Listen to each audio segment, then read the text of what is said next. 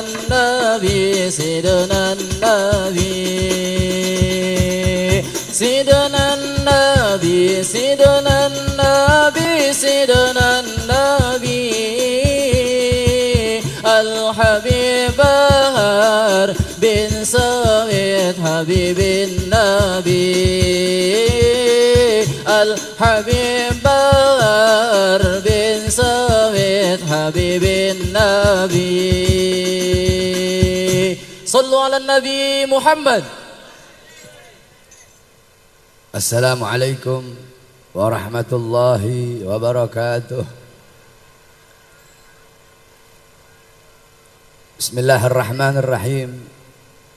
Alhamdulillahil ahad wassalatu wassalam ala man fis sama ismuhu Ahmad wa fil ardi ismuhu Muhammad wa ala alihi wa sahbihi amma ba'd. Yang saya cintai, yang saya muliakan, para alim ulama, para habaib, para kiai, para asatid, para tokoh masyarakat, wabil khusus guru-guru kita, para dzurriyyah Nabi Muhammad, Al-Habib Mustafa Al-Idrus, Al-Habib Ali Al-Jufri, Al-Habib Umar Al-Aidid, Al-Habib Hussein Al-Kaf, beserta seluruh para habaib, para kiai yang saya cintai, yang saya muliakan, sahibul hajat, sahibul bait, beserta seluruh keluarganya, beserta seluruh hadirin hadirat, bapak-bapak, ibu-ibu, pemuda-pemudi umat baginda Nabi besar Muhammad yang selalu dimuliakan oleh Allah Subhanahu wa taala.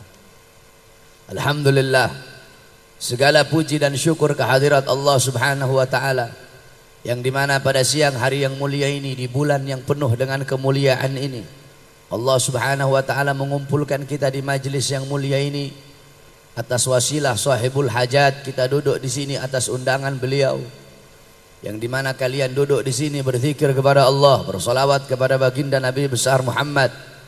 Ini tempat menjadi tempat turunnya rahmat.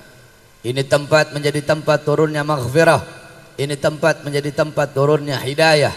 Ini tempat menjadi tempat turunnya inayah. Ini tempat menjadi tempat turunnya barakah. Hamba-hamba yang duduk di majlis ini, Allah ampuni dosa-dosanya yang telah lalu, dosa-dosanya yang akan datang, dosa-dosanya yang tampak, dosa-dosa yang tidak tampak, dosa-dosa yang besar, dosa-dosa yang kecil. Allah Subhanahu wa taala ampuni, sebab duduknya kita di sini mendapatkan keberkahan, mendapatkan kemuliaan dari majlis ilmunya Allah Subhanahu wa taala. Saudara-saudara, kalian duduk di sini untuk mengenang Isra wal Mi'raj baginda Nabi besar Muhammad.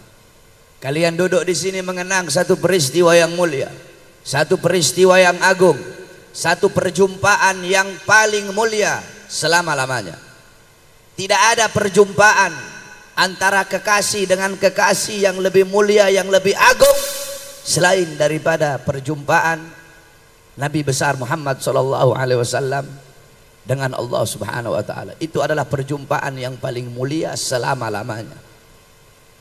Isra wal Mi'raj baginda Nabi besar Muhammad, satu peristiwa yang mulia, satu peristiwa yang agung, yang dimana tercatat di dalam kitab-kitab para ulama-ulama salaf. Banyak para ulama-ulama yang mengarang kitab tentang Isra wal Mi'raj baginda Nabi besar Muhammad. Ada kitab namanya As-Siraj Al-Wahhaj fi Haqa'iqil Mi'raj. Itu kitab karangan Al-Imam Abul Ishaq Muhammad ibn Ibrahim An-Nu'mani Asy-Syafi'i. Kemudian ada lagi kitab Al-Mi'raj karangan Al-Imam Abdul Karim Abul Qasim Al-Kushairi. Ada lagi kitab Ar-Risalah fil Mi'raj, itu karangan Al-Imam Muhammad ibn Ali Abul Hasan Al-Lakhmi. Ada lagi kitab Al-Ayah, Al-Ayatul Kubra fi Syarah Qissatil Isra, karangan Al-Imam Suyuti. Ada lagi kitab Al-Ayah Az-Zahim Al-Bahira fil Mi'raj Sayyidi Ahli Dunya wal Akhirah. Itu karangan Al-Imam Muhammad ibn Yusuf Asy-Syami Ad-Dimashqi. Ada lagi kitab Al-Ayah Al-Bayyinat fil Mi'raj Sayyidil Ardi was Samawat. Itu kitab karangan beliau juga. Kemudian ada kitab An-Nur Al-Wahhaj fi Qissatil Isra wal Mi'raj. Itu kitab karangan Al-Imam Zainal Abidin bin Muhammad Al-Hadi Al-Barzanzi. Kemudian ada lagi kitab Tajul Ibtihaj ala Nurul Wahhaj, karangan Al-Imam Ja'far bin Ismail bin Zain Al-Abidin Al-Barzanzi. Kemudian ada lagi kitab Qissatul Mi'raj, karangan Al-Imam Najmuddin Al-Ghaiti. Ada syarahnya yaitu Khasyiyah Ad-Dardir ala Qissatil Mi'raj, karangan Al-Imam Al-Hafidh Abul Barakat Ahmad Ad-Dardir. Kemudian ada lagi kitab Qissatul Mi'raj, karangan Al-Imam As-Sayyid Utsman ibn Muhammad Syata. Kemudian ada lagi kitab yaitu Al-Ayah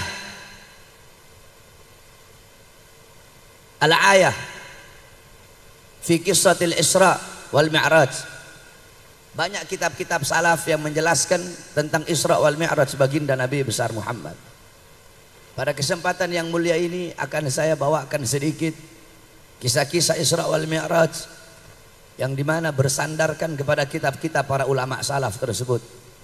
Sebab jikalau kita menceritakan Isra wal Mi'raj, menjelaskan Isra wal Mi'raj dengan pemikiran kita sendiri, berarti kita merasa lebih pintar, merasa lebih tahu daripada ulama-ulama salaf. Makanya banyak orang-orang sekarang itu mereka salah faham tentang Isra wal Mi'raj. Kenapa? Karena mereka tidak pernah belajar kitab-kitab salaf yang menjelaskan tentang Isra wal Mi'raj. Coba kamu lihat orang-orang yang salah mengerti tentang Isra wal Mi'raj. Banyak orang mengira buruk itu kepalanya perempuan, iya kan? Banyak yang tahu begitu kan? Buruk itu kepalanya perempuan, ada sayapnya, ada ekornya. Buruk itu bukan seperti itu, saudara-saudara. Buruk itu dia kayak kilat. Buruk itu seekor hewan kayak kilat. Dia punya badan lebih kecil dari kuda dan lebih besar dari keledai. Itu buruk. Buruk itu kalau dia jalannya naik, kalau jalan naik, kaki belakangnya memanjang dengan sendiri. Kalau jalan turun, kaki depan memanjang dengan sendirinya. Itu buruk. Terus ada lagi orang yang salah paham. Banyak, udah gitu ustadz-ustadz nih, ustadz-ustadz, kiai-kiai, ketika mengisahkan Isra Mi'raj mereka cerita begini. Nabi Muhammad SAW dibelah dadanya, diambil hatinya, dibersihkan hati Nabi Muhammad. Kalau ada ustadz kiai ngomong kayak begitu, itu ustadz goblok. Dibelah dada Nabi, dibuang kotoran-kotorannya, dibersihkan hati Nabi. Tidak ada. Hati Nabi Muhammad tidak ada kotorannya, saudara-saudara. Hatinya Nabi tidak ada kotoran. Nabi Muhammad dibelah dadanya Nabi, diambil hatinya Nabi, dibersihkan. Kenapa?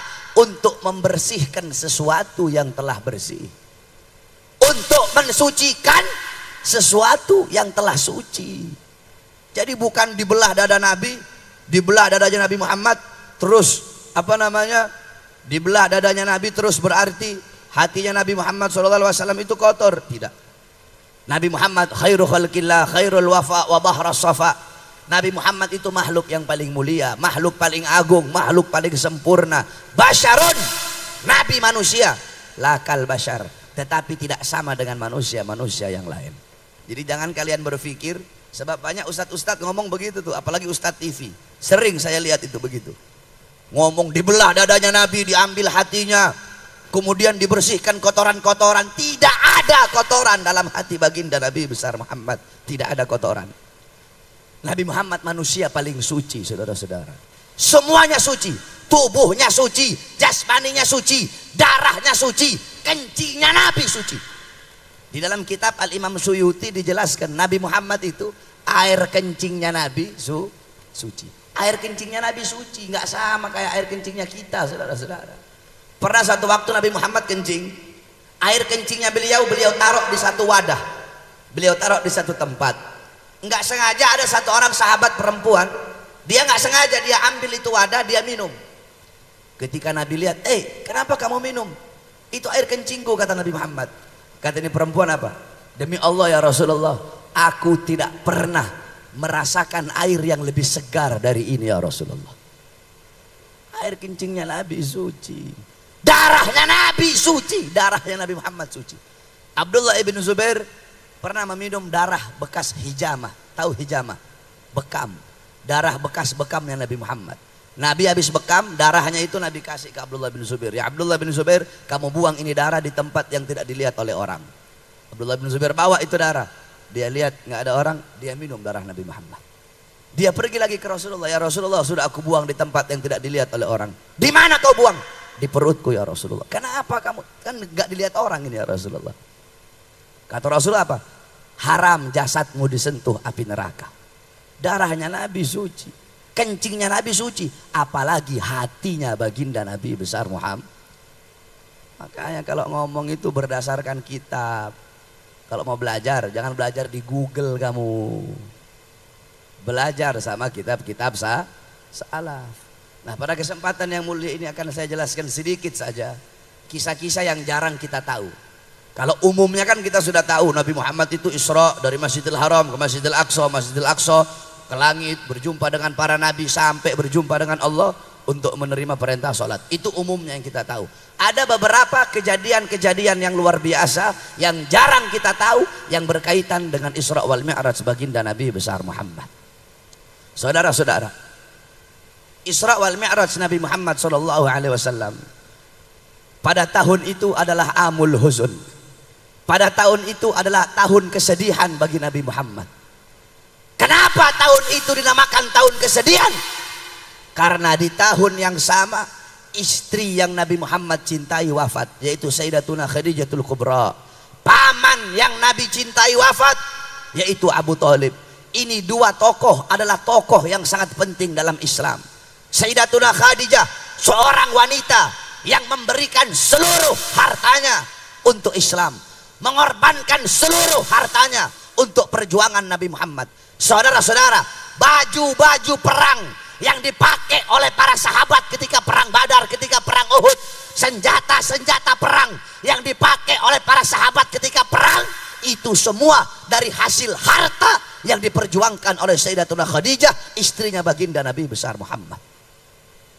Ketika Sayyidatuna Khadijah wafat, Nabi Muhammad sangat sedih, saudara-saudara. Sebelum Sayyidatuna Khadijah wafat, Sayyidatuna Khadijah berkata kepada anaknya Fatimah, wahai Fatimah, tolong kamu mintakan kepada ayahmu satu saja pakaiannya untuk jadi kain kafanku.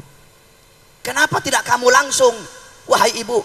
Kenapa enggak kamu langsung yang minta kepada ayah? Kata Sayyidatuna Khadijah apa? Aku malu wahai anakku. Aku malu kepada Rasulullah. Kamu saja yang minta. Ketika Siti Fatimah pergi ke Rasulullah, apa kata Rasulullah? Wahai Khadijah, kamu selama ini mengorbankan seluruh harta kamu untuk Islam. Kenapa kamu cuma minta cuma minta jubahku? Jangankan jubahku, seluruh yang ada dalam Islam semua adalah milikmu wahai Khadijah. Sayyidatuna Khadijah wafat. Pamannya Nabi, paman yang selalu membela Nabi, paman yang mengorbankan jiwa nyawa untuk Nabi, paman yang selalu berada di barisan paling depan ketika ada yang menghina, mencaci maki atau memusuhi Nabi Muhammad. Dua-duanya wafat di tahun yang bersamaan. Makanya tahun itu dinamakan Amul Huzun, tahun kesedihan bagi Nabi Muhammad, karena istri dan paman yang beliau cintai meninggal di tahun bersamaan. Allah Subhanahu wa taala pengen menghibur hati kekasihnya. Nabi Muhammad sedih, maka Allah Subhanahu wa taala perjalankan Nabi Muhammad pada malam hari dari Masjidil Haram ke Masjidil Aqsa, dari Masjidil Aqsa ke Hawa, berjumpa dengan Allah. Sebagaimana dalam Al-Qur'an, Allah Subhanahu wa taala berfirman, Subhanalladzi asra bi 'abdihi lailan minal Masjidil Haram ilal Masjidil Aqsa. Subhana. Nah, ini coba ibu-ibu, bapak-bapak dengarkan betul-betul, saya tafsirkan sedikit sebagaimana yang dijelaskan dalam kitab tentang makna subhana, makna asra, makna lailan, makna bi'abdihin dan lain-lain. Anggap saya nggak ceramah, anggap ini lagi saya buka kitab, anggap saya lagi nggak ceramah, anggap lagi buka kitab.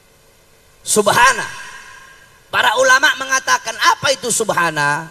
Subhana dalam ayat tersebut bimakna tanzih. Itu pertama. Kedua, subhana bimakna ta'ajjub. Itu kedua. Ketiga, subhana bimakna al-bara'ah. Jadi subhana di sini adalah tanzihullah min kulli naqsin. Al-bara'ah lillah min kulli su'in. Apa maksudnya? Subhana ini melepaskan Allah. Melepaskan Allah dari segala kekurangan-kekurangan. Mensucikan Allah dari segala keburukan-keburukan. Nah, para ulama mengatakan, kenapa Allah pakai kalimat subhana? Ini untuk ta'ajub. Ini Isra wal Mi'raj adalah kejadian yang gak masuk akal, saudara-saudara. Bagaimana mungkin perjalanan yang harusnya dilalui selama berbulan-bulan, perjalanan itu cuma dilalui oleh Nabi Muhammad hanya suatu malam, sedikit daripada waktu malam. Nggak masuk di akal. Nah, untuk menghilangkan keraguan-raguan di dalam diri kita, makanya Allah pakai kata subhana. Sebenarnya walaupun nggak pakai subhana itu sudah cukup. Tetapi untuk menghilangkan keraguan dalam hati kita, dalam diri kita, sehingga Allah pakai kata subhana untuk menghilangkan keraguan, karena tidak ada yang mustahil bagi Allah. Kalau Allah nggak mampu untuk menjalankan Nabi Muhammad, berarti Allah punya kekurangan, sedangkan maha suci Allah dari segala sifat-sifat kekurangan. Itu yang pertama. Subhanalladzi asra bi'abdihi. Maha suci Allah subhanahu wa ta'ala, maha suci zat yang telah menjalankan hambanya pada malam hari, yang telah menjalankan hambanya bi'abdihi. Al-Imam Fakhruddin Ar-Razi di dalam tafsirnya beliau berkata, qauluhu bi'abdihi bil jasadi warruh. Jadi Allah pakai kata abdihi di sini maksudnya apa? Nabi Muhammad itu Isra Mi'raj dengan jasad dan juga ruh. Jadi Nabi Muhammad itu bukan hanya ruhnya saja. Ada hadis Sayyidatuna Aisyah yang mengatakan Nabi Muhammad tetap masih berada di tempatnya, masih anget tempat bekas duduknya Nabi Muhammad SAW. Sedangkan pendapat yang paling muktamad, pendapat yang paling kuat, Nabi Muhammad Isra Mi'raj dengan jasad dan juga ruh. Sebab kalau Nabi Muhammad Isra Mi'raj hanya ruhnya saja, Allah nggak akan pakai kata abad di situ. Pasti Allah akan pakai kata biruhihi. Kalau Nabi Muhammad Isra Mi'raj hanya jasadnya saja tanpa ruh, Allah akan pakai kata bimayyitihi. Nah, karena Allah pakai kata abad, Allah pakai kata abad. Abad ini berarti jasad, ada jasadnya, ada rohnya. Yakdotan, Nabi Muhammad dalam keadaan terjaga, jasadnya, rohnya, Isra wal Mi'raj berjumpa dengan Allah Subhanahu wa taala. Lailan ditandai dengan tanwin nakirah. Lailan belakangnya pakai tanwin. Itu namanya tanwin nakirah. Kenapa kok pakai tanwin nakirah? Kenapa di situ kok pakai isim nakirah? Kenapa bukan pakai isim ma'rifat? Kalau saudara-saudara belajar nahwu, isim ada isim nakirah, ada isim ma'rifat. Kenapa di situ pakai isim nakirah? Bukan pakai isim ma'rifat. Para ulama mengatakan bima'na taklil fi muddatil isra. Kenapa di situ pakai nakirah? Itu artinya adalah penyedikitan daripada waktu malam. Kalau pakai isim ma'rifat itu pakai alif lam ibu-ibu. Al-lail. Al-lail itu artinya satu malam penuh. Di situ pakai tanwin nakirah lailan, berarti artinya suatu malam. Berarti Nabi Muhammad itu Isra Mi'raj enggak selama satu malam penuh, enggak. Hanya sedikit daripada waktu malam tersebut. Bisa 2 jam, bisa 3 jam, bisa 4 jam, bisa 5 jam, bisa 6 jam. Yang penting Nabi itu enggak satu malam penuh Isra Mi'rajnya. Hanya sedikit daripada satu malam penuh itu, hanya sedikit waktu dari satu malam penuh itu Nabi Muhammad Isra wal Mi'raj. Maka di situ pakai lailan. Minal Masjidil Haram ilal Masjidil Aqsa. Nabi Muhammad Isra Mi'raj dari Masjidil Haram ke Masjidil Aqsa. Ini 2 tempat adalah 2 tempat yang mulia, 2 tempat yang agung. Masjidil Haram tempat yang mulia, Masjidil Aqsa tempat yang mulia. Sampai-sampai dikatakan oleh Nabi dalam hadis, la tusaddur rihal illa ila 3 masajid, masjidi hada wa masjidil haram wa masjidil aqsa. Kata Nabi, tidak ada bepergian yang lebih utama selain pergi ke 3 masjid. Masjidi hada, masjidku ini kata Nabi, yaitu Masjid Nabawi, wa masjidil haram, dan masjidil haram, wa masjidil aqsa, dan masjidil aqsa. Bepergian ke masjid manapun tidak ada yang lebih utama selain pergi ke 3 masjid ini, Masjid Nabawi, Masjid Haram, dan Masjidil Aqsa.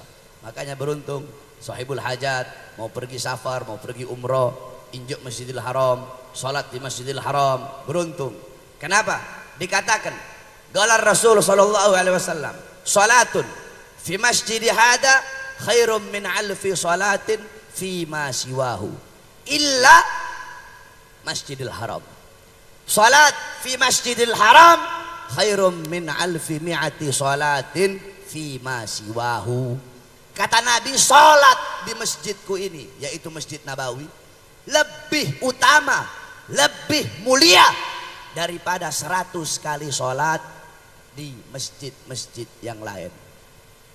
Illa kecuali Masjidil Haram. Salat di Masjidil Haram itu lebih utama daripada 100.000 kali salat dibandingkan dengan masjid-masjid yang lain. Jadi 1 rakaat kalian salat di Masjidil Haram itu lebih utama daripada 100.000 rakaat dibandingkan dengan masjid yang lain.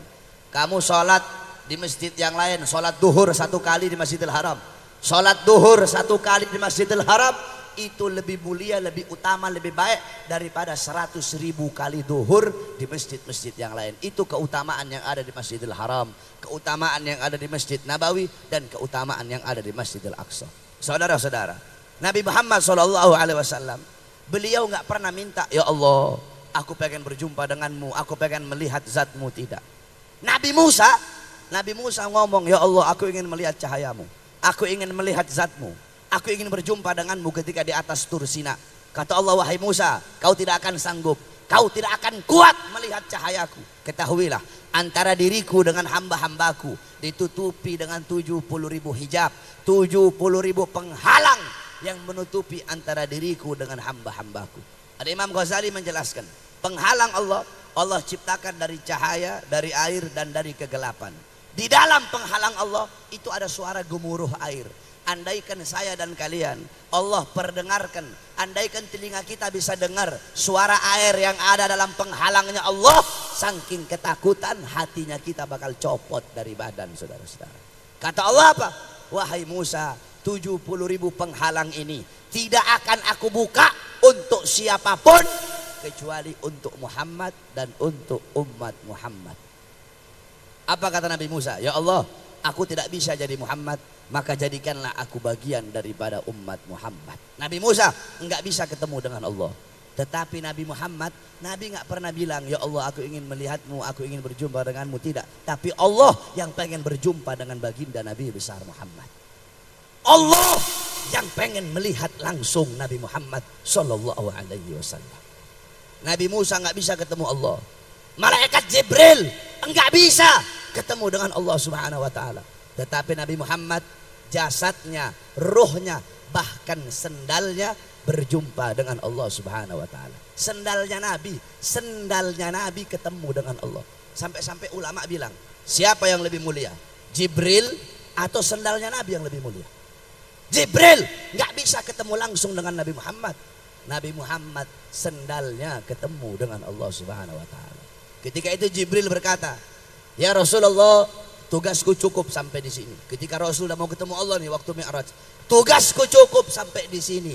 Aku tidak bisa meneruskan perjalanan. Kata Rasulullah, la yatruk khalila wahai Jibril. Ya Jibril, tidak akan meninggalkan kekasih itu kekasih wahai Jibril. Kamu dari awal menemani aku, kenapa sampai sini kamu tinggalkan aku? Kenapa kamu nggak temani aku berjumpa dengan Allah? Kata Jibril, tugasku sampai di sini. Aku tidak bisa meneruskan perjalanan. Kalau aku berjumpa dengan Allah, aku akan musnah, hancur, binasa aku. Kata Rasulullah, wahai Jibril, bukankah kamu Allah ciptakan dari cahaya? Kamu dari cahaya, kok bisa kamu hancur?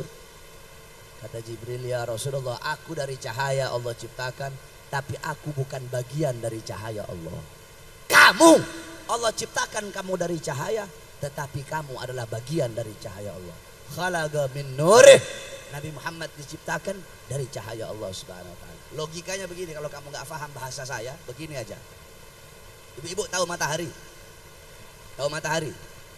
Tidak ada satu benda apapun yang bisa nyampe ke matahari kecuali cahaya matahari itu sendiri. Itu kalau kamu belajar ilmu-ilmu apa namanya itu kalau begitu-begitu, IPA ya. Kalau kamu belajar ilmu-ilmu begitu, itu planet, andaikan ini planet dekat sama matahari, belum nyampe ke matahari udah hancur di bumi. planet Mars, semua bintang, nggak ada yang bisa nyampe ke matahari. Asal mau nyampe ke matahari, hancur. Terus yang bisa nyampe apa? Cahaya matahari itu sendiri yang bisa kembali kepada sang matahari. Matahari waktu terbit, keluar cahayanya kan? Keluar cahayanya. Nanti pas udah terbenam, yang kembali ke matahari apanya? Cahayanya yang kembali. Nggak ada satu benda apapun yang bisa nyampe kepada matahari kecuali bagian dari cahaya matahari itu sendiri. Nah, Allah tidak ada yang bisa nyampe langsung berjumpa dengan Allah kecuali bagian dari cahaya Allah sendiri. Siapa bagian dari cahaya Allah? Baginda Nabi besar Muhammad. Faham nggak? Kalau nggak paham datang belajar ke pondok sana. Terlalu kalau masih nggak paham juga. Jadi itu, ya Nabi Musa nggak bisa ketemu Allah. Nabi sendalnya ketemu dengan Allah Subhanahu Wa Taala. Kenapa sendalnya Nabi jadi mulia? Sendalnya Nabi jadi mulia karena menyatu dengan sesuatu yang mulia. Padahal sendalnya Nabi dari kulit biasa. Sendalnya Nabi dari kulit. Tapi kenapa kulit itu jadi mulia? Nah, ibu-ibu, kalau kulit dibikin dompet seumpama, bisa nggak taruh di kamar mandi? Dompet bisa taruh di kamar mandi? Bisa. Megang dompet nggak punya wudhu, bisa nggak? Tapi coba itu kulit jadi sampul ayat suci Al-Quran. Ketika kulit itu jadi sampul daripada ayat suci Al-Quran, boleh nggak taruh di kamar mandi? Megang boleh nggak? Dipegang kalau nggak punya wudhu boleh nggak? Nggak boleh megang kalau nggak punya wudhu, harus ditaruh di tempat yang tinggi. Padahal sama-sama kulit. Tapi kenapa kulit jadi mulia? Kulit itu jadi mulia karena menyatu dengan sesuatu yang mulia, yaitu Al-Quran. Begitu juga sendalnya Nabi Muhammad. Sendalnya Nabi jadi mulia karena menyatu dengan sesuatu yang mulia. Siapa? Apa? Kakinya baginda Nabi besar Muhammad sallallahu alaihi wasallam. Sampai-sampai Al-Imam dalam kitab Al-Mawahib Al-Laduniyah, Al-Imam Al-Qastallani, beliau berkata, aku menyadari begitu agungnya pancaran cahaya dari sendal Nabi Muhammad, sehingga aku taruh sendalnya Nabi di atas kepalaku, kata Imam Qastallani. Sendalnya Nabi, terompahnya Nabi, aku taruh di atas kepalaku bagaikan mahkota untuk mengharapkan keberkahan dari sendal Nabi Muhammad. Makanya saya nggak setuju itu. Banyak dijual di online kan, sendalnya Nabi Muhammad ya. Sendalnya Nabi buat di atas kepala. Ada itu perumpamaan sendal Nabi, banyak yang jual itu. Jual sendal mirip sendal Nabi Muhammad. Kamu nggak punya adab sama Nabi Muhammad. Para ulama gambar sendalnya Nabi mereka taruh di atas kepala. Makanya kalau gambar-gambar terompa ada kan di peci-peci tuh, Habib Umar, kayak begitu tuh. Sendalnya Nabi, gambar sendal Nabi taruh di atas kepala. Bukan kamu bikin sendal juga terus kamu injak-injak kamu pakai. Nggak ada adab itu sama Nabi Muhammad SAW. Para ulama-ulama terdahulu mereka punya rumah, mereka tempel gambar Nabi Muhammad. Bahkan dalam Thariqah Tijani, lambangnya itu adalah lambang sendal Nabi Muhammad. Dikatakan oleh para ulama, barang siapa yang di rumahnya ada gambar sendalnya Nabi, walaupun rumah semuanya terbakar di sekeliling dia, rumahnya tidak bakal terbakar. Kalau kebakaran, rumahnya nggak bakal terbakar. Kenapa? Karena ada gambar sendal Nabi Muhammad. Itu sendalnya Nabi, berjumpa dengan Allah Subhanahu wa Ta'ala. Kenapa sendal itu jadi mulia? Karena menyatu dengan sesuatu yang mulia, yaitu baginda Nabi besar Muhammad sallallahu alaihi wasallam. Saudara-saudara sekalian yang dimuliakan oleh Allah. Kemudian yang jarang kita tahu, ketika Jibril Allah perintahkan untuk memilih buruk. Jibril pergi ke taman buruk. Ada banyak betul buruk. Ini buruk tampan-tampan, bagus-bagus, ini buruk. Jibril melihat ada satu buruk yang lesu. Ada satu buruk yang lesu.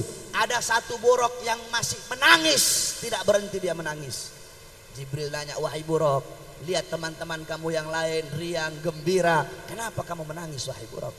Buruk tersebut berkata, wahai Jibril, ketika Allah ciptakan kami, Allah berkata, salah satu di antara kalian nanti bakal ada yang menjadi tunggangan baginda Nabi besar Muhammad. Ketika Allah berkata seperti itu, maka ketika itulah aku menangis. Sampai sekarang tidak berhenti aku menangis, karena aku berharap akulah yang menjadi tunggangan baginda Nabi besar Muhammad. Akhirnya apa? Jibril memilih buruk tersebut sebagai kendaraan baginda Nabi besar Muhammad sallallahu alaihi wasallam. Itu yang keberapa? Terus selanjutnya yang jarang kita tahu, dalam kitab dijelaskan bahwasanya Nabi Muhammad sallallahu alaihi wasallam ketika beliau Mi'raj naik ke langit, ketika itu saudara-saudara, semua malaikat berdiri. Ada satu malaikat yang tidak berdiri. Ini malaikat tidak berdiri. Akhirnya apa saudara-saudara? Allah subhanahu wa ta'ala patahkan sayap ini malaikat. Kemudian Allah asingkan ini malaikat. Ketika itu malaikat berjumpa dengan Jibril. Jibril berkata, kenapa kamu Allah asingkan ke sini?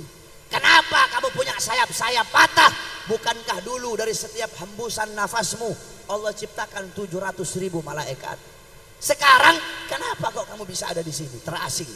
Malaikat itu berkata, wahai Jibril, ketika Muhammad naik Mi'raj, malaikat yang lain berdiri, aku tidak sempat berdiri. Karena aku tidak sempat berdiri untuk menghormati Rasulullah, makanya Allah patahkan sayap-sayapku wahai Jibril. Coba kamu bayangkan, itu malaikat yang kerjaannya ibadah, malaikat yang gak pernah maksiat, karena tidak berdiri ketika Nabi Muhammad lewat, dipatahkan sayapnya. Kenapa? Karena gak punya adab sama Nabi Muhammad. Kira-kira apa yang akan Allah bikin sama kalian kalau kalian gak punya adab sama baginda Nabi besar Muhammad? Banyak kita orang-orang sekarang begitu, gak punya akhlak sama Nabi, gak punya adab sama Nabi, gak punya akhlak sama sunnah-sunnah Nabi Muhammad sallallahu alaihi wasallam. Makanya kalau di majelisnya Nabi, pasang akhlak, pasang adab. Lagi baca maulid, jangan kamu ngobrol. Ini di depan, di sini baca maulid, di belakang ngobrol sendiri. Lagi baca maulid, ya Rabbi salli ala Muhammad, ya Rabbi salli alaihi wasallim. Ada yang ngerokok. Lagi baca maulid, ada yang ngerokok. Nabi Muhammad gak bakal hadir. Dalam i'tikad Ahlus Sunnah wal Jamaah, di dalam keyakinan Ahlus Sunnah wal Jamaah, setiap dibaca maulid Nabi hadir. Makanya kan ada namanya mahallul qiyam. Ya, kita berdiri. Ya Nabi salam alaika. Kenapa? Karena kita yakin Nabi Muhammad SAW hadir ketika dibacakan maulid. Makanya kita berdiri untuk menyambut Nabi Muhammad. Loh Beb, mana Nabi? Enggak kelihatan Beb, Nabi Muhammad mana enggak kelihatan. Bagaimana kau bisa lihat Nabi? Kamu punya mata sering mandang cabe-cabean. Kamu punya mata pagi siang sore malam memandang aurat. Kedua matamu sering memandang hal-hal yang Allah haramkan. Bagaimana kau bisa melihat Nabi Muhammad? Kamu tidak bisa melihat Nabi, tapi yakini Nabi Muhammad melihat kalian. Yakini Nabi Muhammad melihat kamu, walaupun kamu tidak bisa melihat Nabi Muhammad. Makanya kita berdiri. Tetapi kata Abu Ya Maliki dalam kitabnya, bisa juga walaupun kamu baca maulid, Nabi nggak hadir. Kenapa? Kalau di dalam peringatan itu, di dalam pembacaan maulid itu ada perkara-perkara yang dibenci oleh Nabi Muhammad, Nabi nggak bakal hadir. Contoh, baca maulid ada ikhtilat. Tahu ikhtilat? Nggak tahu. Ikhtilat itu bercampur laki dan perempuan tanpa pemisah. Itu namanya ikhtilat. Nabi nggak bakal hadir. Kamu baca maulid ribuan kali kayak Nabi nggak bakal hadir. Kayak gini nih. Ini ikhtilat namanya nih. Jadi besok-besok bikin pakai kain kecil, pisahin begitu. Laki-laki di sini, perempuan di belakang. Nabi nggak bakal hadir. Ikhtilat. Nabi nggak bakal hadir kecuali uzur syar'i. Kayak 411, 212 lagi baca maulid tuh, 212 baca maulid kan banyak tuh. Jutaan orang udah nggak bisa diatur kecuali seperti itu. Itu uzur syar'i namanya. Tapi kalau masih bisa diatur kayak begini, atur laki-laki perempuan agar Nabi Muhammad hadir. Itu pertama, ikhtilat. Nabi nggak bakal hadir. Kedua, lagi baca maulid. Ya Rabbi salli ala Muhammad waftah minal khairi kulla mughlaq. Ada yang ngerokok. Lagi baca maulid di tengah-tengah ada yang ngerokok. Nabi nggak bakal hadir. Jangankan ngerokok, bawa rokok, Nabi nggak hadir. Apalagi ngerokok. Dalam kitab An-Nafahat As-Sadiyah ila Daril Hadramiyah diceritakan Al-Habib Ali bin Muhammad Al-Habsyi. Habib Ali, beliau ketika itu Habib Ali melihat Nabi Muhammad ini mau masuk ke rumah satu orang. Tapi Nabi Muhammad mau masuk nggak jadi ketika ditarim. Habib Ali nanya, ya Rasulullah, tadi aku lihat kamu mau masuk ke rumah itu orang, tapi nggak jadi, kamu keluar lagi. Kenapa ya Rasulullah? Kata Rasul, aku mau masuk ke rumah itu orang karena di rumah itu sedang dibacakan maulid. Tapi aku nggak jadi masuk karena di situ ada yang bawa tembakau. Cuma bawa tembakau, Nabi nggak hadir. Apalagi monyong kamu ngerokok, tambah nggak hadir Nabi Muhammad. Makanya kalau mau hadir maulid, rokoknya singkirin dulu, taruh di luar. Duduk kamu, sterilkan dulu dari rokok, baru baca maulid. Atau enggak kalau mau ngerokok, masuk dalam rumah. Masuk dalam rumah, cari tempat, jangan gabung bareng-bareng sama orang yang baca maulid. Jangan hanya gara-gara satu congoran orang yang ngerokok, Nabi nggak hadir. Ingat, makanya ini Habib Mustafa Idrus pasang wangi-wangian nih. Kenapa Habib Mustafa pasang wangi-wangian? Sohibul Hajat pasang wangi-wangian karena Nabi suka yang wangi. Ini udah dipasang begini-begini, ada satu congor ngerokok, Nabi yang nggak bakal hadir. Itu nggak punya adab sama Nabi Muhammad itu. Malaikat nggak punya adab sama Nabi, dipatahin sayapnya.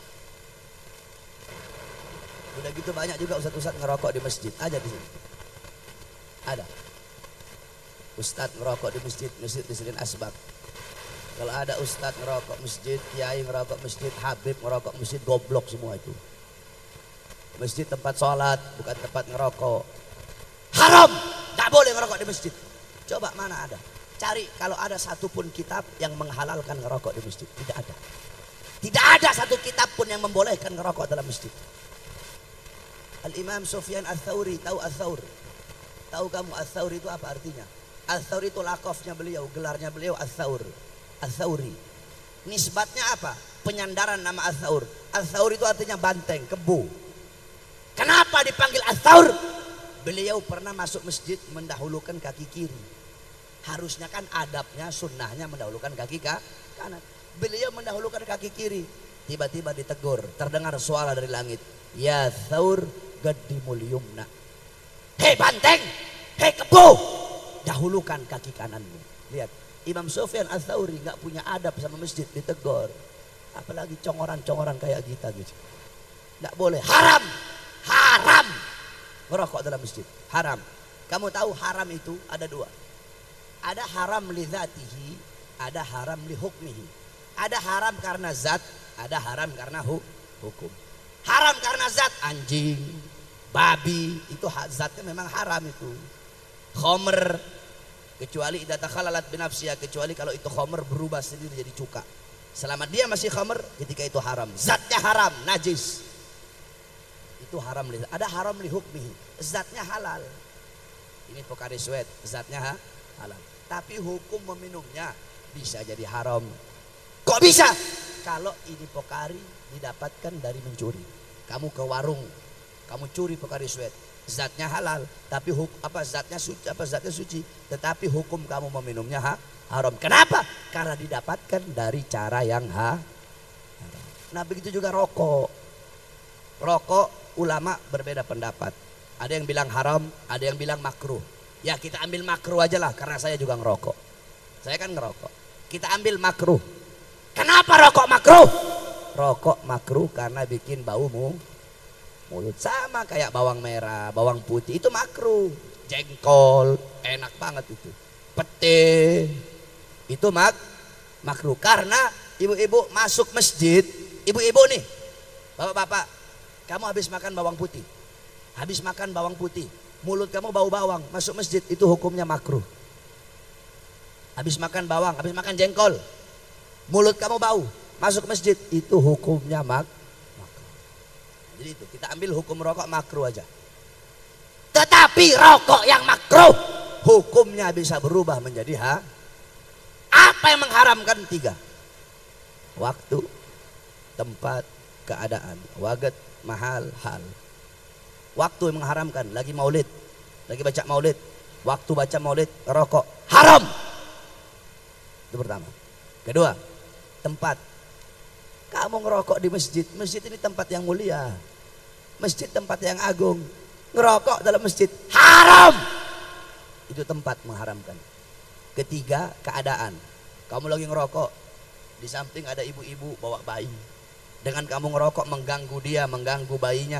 Pada saat itu, dalam keadaan seperti itu, rokok hukumnya berubah menjadi Jadi pasang akhlak, pasang adab yang baik di majelis Nabi Muhammad. Kenapa?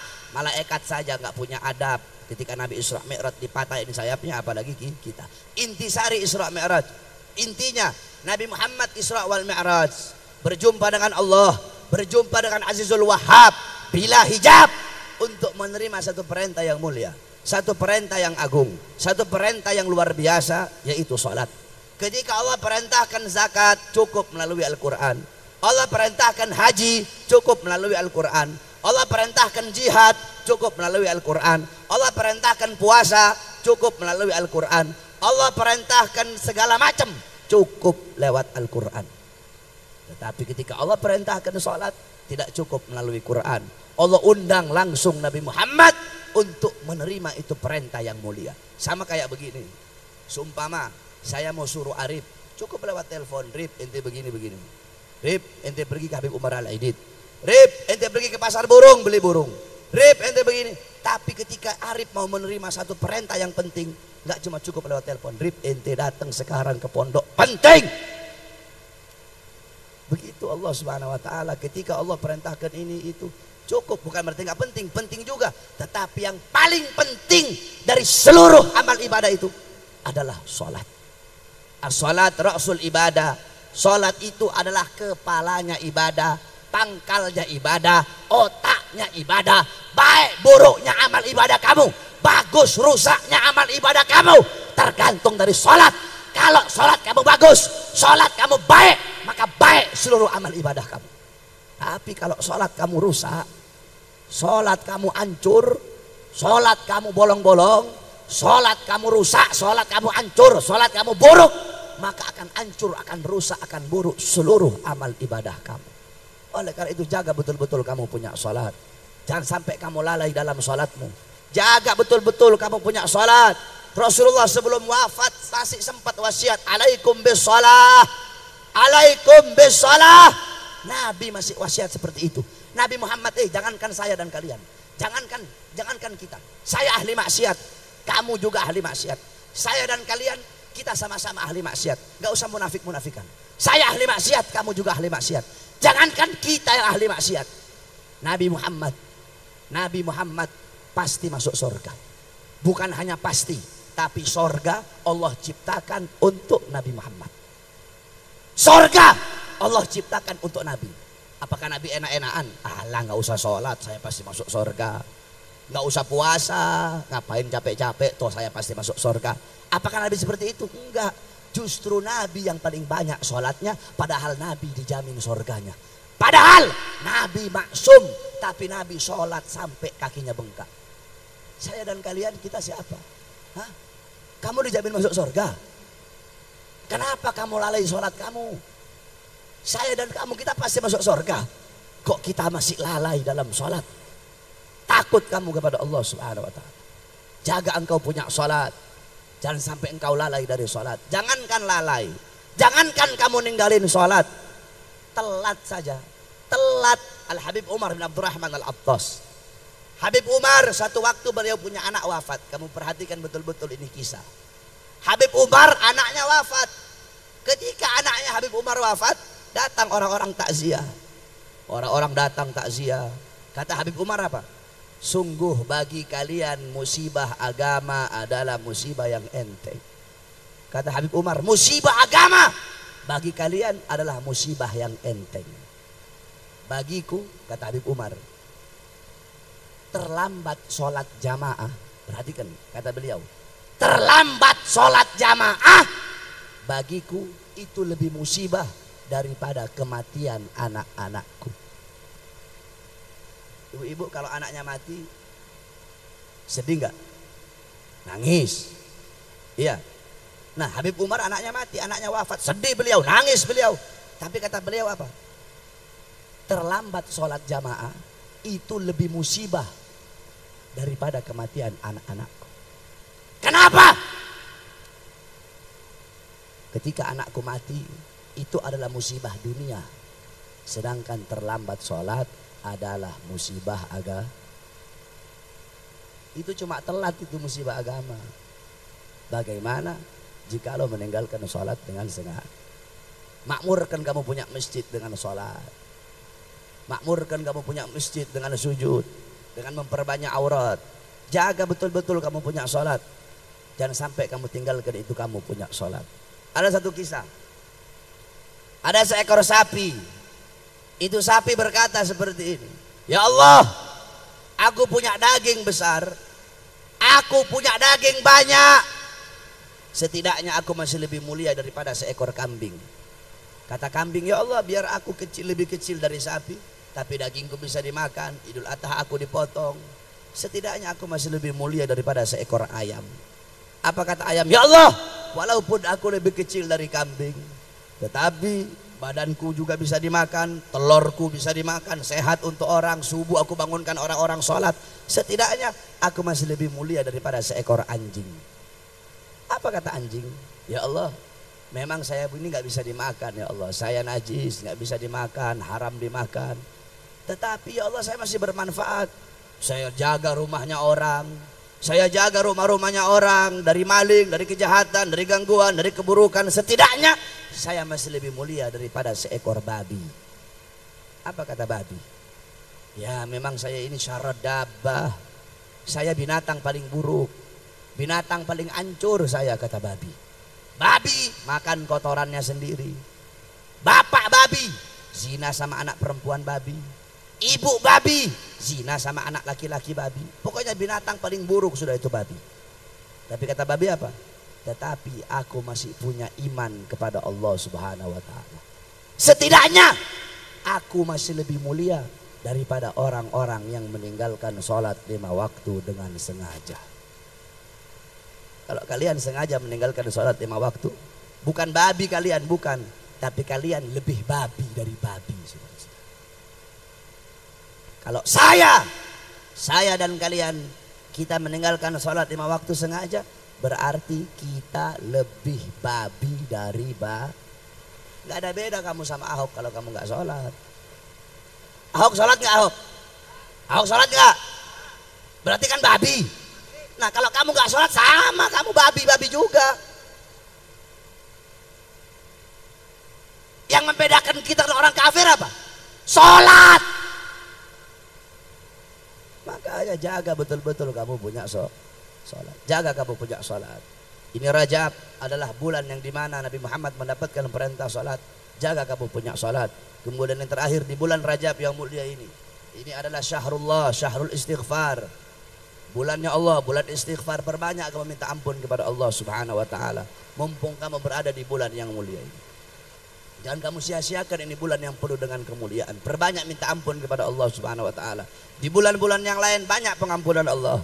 Tetapi di bulan Rajab pengampunan Allah lebih luas, lebih banyak, lebih besar daripada bulan-bulan yang lain. Gunakan ini bulan Rajab, hidupkan pagi, siang, sore, malamnya untuk memperbanyak ibadah kepada Allah, memperbanyak puasa sunnah. Dalam kitabnya Al-Imam Ghazali mengatakan, di sorga itu ada satu buah sungai yang dimana sungai itu lebih manis dari madu, lebih putih dari susu. Itu Allah persiapkan bagi orang yang berpuasa di bulan Rajab, walaupun hanya 1 hari puasa sunnah. Itu Allah persiapkan baginya kelak di akhirat, yaitu sungai yang lebih putih dari susu dan lebih manis daripada madu. Kemudian kepada sahibul hajat, nanti sahibul hajat mau pergi umrah, kita doakan semoga Allah berikan keselamatan, Allah Subhanahu wa ta'ala berikan kesejahteraan, pergi selamat, pulang selamat dalam keadaan sehat walafiat, mendapatkan keberkahan, pulang dari sana dapat berkah. Apa itu berkah? Nah, ini banyak orang salah nih. Orang nafsirin berkah salah. Dikiranya kalau gaji naik berkah. Bukan itu. Dapat bini 2 berkah. Bukan itu. Dapat anak tampan berkah. Bukan itu. Dapat mobil baru berkah. Bukan itu barokah. Mau tahu barokah itu apa Ibu? Al barokah tuzidukum fit ta'ah. Itu namanya barokah adalah bertambahnya ketaatan kamu kepada Allah Subhanahu wa ta'ala. Orang seumpama nih sahibul bait sekarang, sholatnya bolong-bolong. Ya. Pergi umroh, pulang dari sana, lagi sholat, berarti dapat berkah. Si Ali nih, yang berdiri itu. Si Ali sholat subuh siangan mulu. Pergi umroh, pergi Masjidil Haram, ziarah ke makam Nabi. Pulang dari umroh tetap kesiangan, nggak dapat berkah berarti. Kenapa? Sebab tidak bertambah ketaatannya. Jadi barokah itu bukan bertambah harta, tetapi bertambah ketaatan kepada Allah Subhanahu wa taala. Ya, di sana itu tempat mulia, ada namanya Padang Arafah. Ibu-ibu tahu Padang Arafah ini? Ada satu cerita ibu-ibu. Namanya ada satu orang soleh namanya Abdullah ibn Mubarak. Ini Ibn Mubarak dia 33 kali wukuf di Padang Arafah. 33 kali wukuf di Padang Arafah. Nah, ketika dia wukuf yang ke-33, dia tertidur. Tapi sebelumnya dia udah niat. Wukuf saya, ya Allah saya niat. Wukuf saya yang pertama untuk menggugurkan kewajiban haji saya. Wukuf saya yang kedua, saya hadiahkan untuk bapak saya. Wukuf saya yang ketiga, saya hadiahkan untuk ibu saya. Sisanya yang 30, saya hadiahkan pahala wukuf saya untuk orang-orang yang wukuf di Padang Arafah ini. Setelah itu beliau tidur. Ketika beliau tidur, beliau bermimpi. Ada satu suara berkata seperti ini, wahai Ibn Mubarak, apakah kamu akan berbuat dermawan kepada yang maha dermawan? Apakah kamu akan berbuat baik kepada yang maha baik? Ketahuilah wahai Ibn Mubarak, dosa-dosa orang yang wukuf di Padang Arafah telah aku ampuni 70.000 tahun sebelum aku ciptakan ini Padang Arafah. Jadi kamu nggak usah niatkan pahala kamu untuk orang-orang yang wukuf di sini. Orang semua yang wukuf di sini sudah aku ampuni dosanya dari 70.000 tahun sebelum aku ciptakan ini wukuf. Ini Padang Arafah. Jadi kalau ada orang-orang yang nggak mau haji, ada orang-orang yang nggak mau umroh, bukan mereka yang nggak mau haji, bukan mereka yang nggak mau umroh, bukan. Tetapi Mekah, Masjidil Haram, Masjid Nabawi, Padang Arafah nggak mau diinjek sama congoran kayak begitu. Jadi jangan kamu pikir berapa banyak orang-orang kaya, iya kan? Bisa saja mereka umroh, bisa saja mereka haji. Tapi kenapa mereka nggak mau? Bukan mereka nggak mau. Kenapa mereka nggak haji? Bukan mereka nggak mau haji. Kenapa mereka nggak umroh? Bukan mereka nggak mau umroh. Tetapi Mekah, Madinah, tempat-tempat mulia itu nggak mau diinjek sama orang-orang bangsat kayak begitu. Jadi jangan kamu kira mereka yang nggak mau. Tadi aja coba kamu lihat itu. Kata Allah apa? 70.000 tahun sebelum aku ciptakan Padang Arafah telah aku ampuni dosa-dosa orang yang wukuf di Padang Arafah. Oleh karena itu semoga Allah Subhanahu wa taala permudah langkahan kaki kita agar bisa menginjak haramain, dua tanah haram yaitu Makkah dan Madinah. Insyaallah Allah luaskan rezeki kita. Allah Subhanahu wa taala mudahkan langkahan kaki kita dalam ketaatan, dalam kebaikan kepada Allah Subhanahu wa taala. Semoga kita doakan para guru-guru kita, para habaib. Semoga Allah panjangkan umur beliau, Allah sehatkan jasmani dan ruhani beliau. Allah Subhanahu wa taala angkat segala macam penyakit-penyakit beliau. Allah Subhanahu wa taala berikan kepada kita manfaat dari ilmu-ilmu beliau. Amin amin ya rabbal alamin. Bismillahirrahmanirrahim. Allahumma as'aluka khairal as'ala wa khairal du'a wa khairal najah wa khairal amal wa khairal hayat wa khairal mamat wa thabbitna wa thakil mawazana wa haqiq imana wa anta maulana fa nusalluka min kafirin wa sallallahu alaihi wasallam Muhammadin wa alihi wa sahbihi wa barik wa sallam. Alhamdulillahi rabbil alamin wal afu minkum. Wassalamu alaikum warahmatullahi wabarakatuh.